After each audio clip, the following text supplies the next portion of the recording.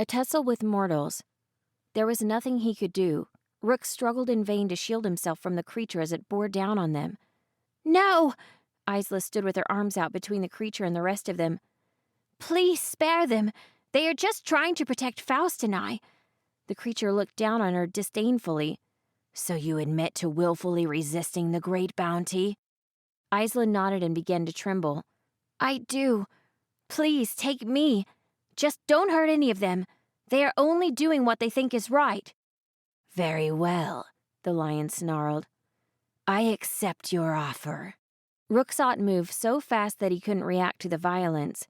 It tore into Isla, spreading her apart and into multiple pieces as though she were a cloth doll. Her choked screams rang through the air and gurgled into an uncomfortable silence. Rook had to look away, resisting a wave of nausea at the gore. They'd fought valiantly, but in the end, it hadn't been enough. The creature turned on him then. At about the same time, Rook had managed to struggle back to his feet, swaying as he raised a weapon for one last desperate assault. Enough, the creature bellowed, and Rook almost fell over at the power of its shout. You need resist no longer. The bounty is served. It dropped something on the ground in front of Rook, a pouch of gold overflowing at the seams.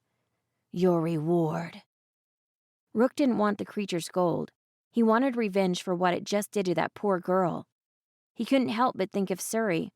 What if it had been her? Before he could react, the creature continued talking. You are short-sighted, as many of your kind are. However, it is noble to do what you believe is right, even when you are wrong. Take your reward and leave with your lives. It turned to go, making its way to the opening in the sky. Know this, though. I will not be so forgiving if we ever meet again. It left with another terrible thunderclap, the portal closing behind it. Rook!